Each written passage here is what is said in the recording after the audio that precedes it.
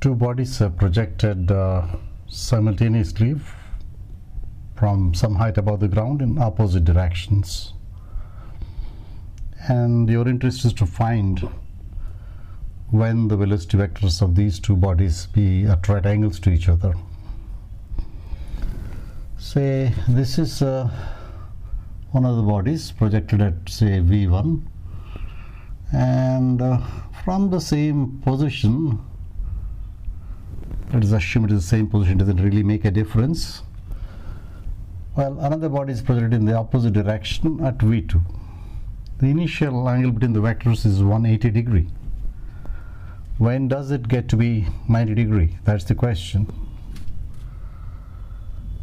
Now, one way of solving this is by visualizing these vectors, which we'll do first, and then switch to some other method. This will follow a parabolic path and will be, say, somewhere here with velocity v1 in the horizontal direction, and the vertical component is gt. This is t later. And this one would be, say, at the same vertical position. So these are bad diagrams, so please don't mind that. This is v2, and the vertical velocity would be same. Vertical positions and vertical velocities are same because vertical conditions of motion are same.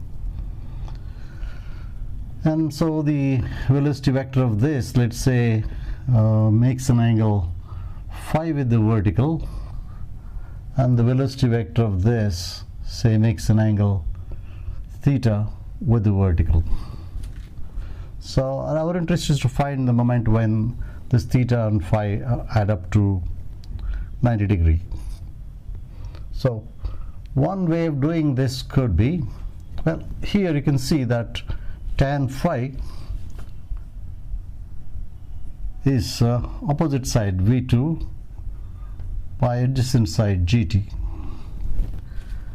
and tan theta would be, well, opposite side by gt. Imagine completing this triangle. This is opposite side v1 by gt.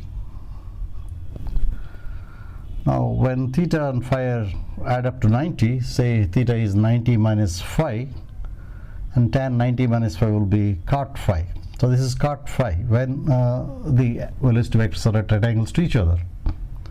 So if this is cot phi, the product of tan phi and cot phi would be 1. That means v2 by gt into v1 by gt would be equal to 1 when the velocity vectors are at right angles to each other.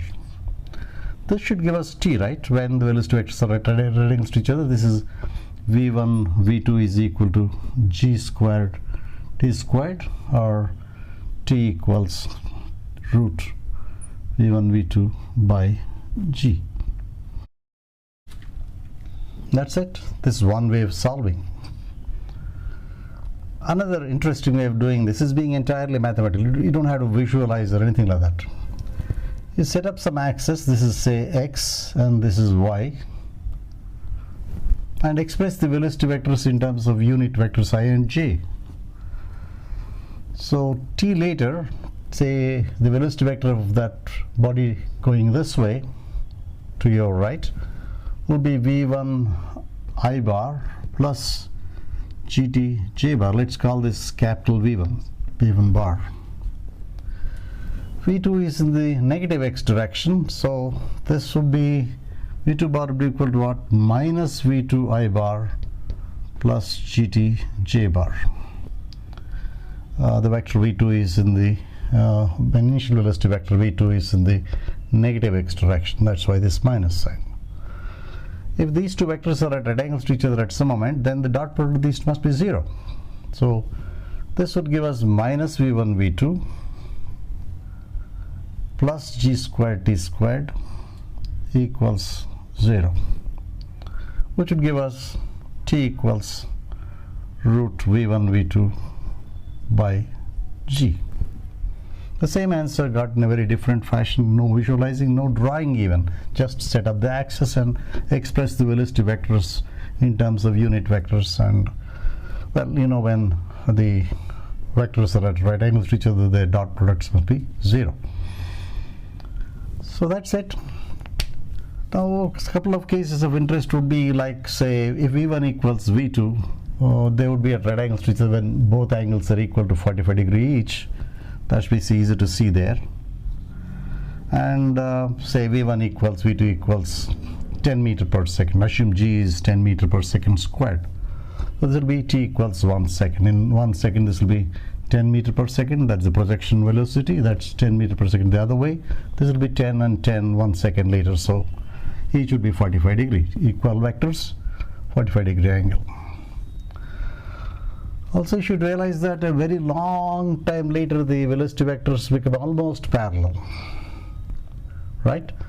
So this would obviously not allow it to become parallel because of this V1 and V2, but phi and theta would tend to 0 very long time later. We assume ideal conditions, no air resistance and uniform gravitational field and all such stuff. So it's good to visualize that after a long time the velocity vector will be almost parallel.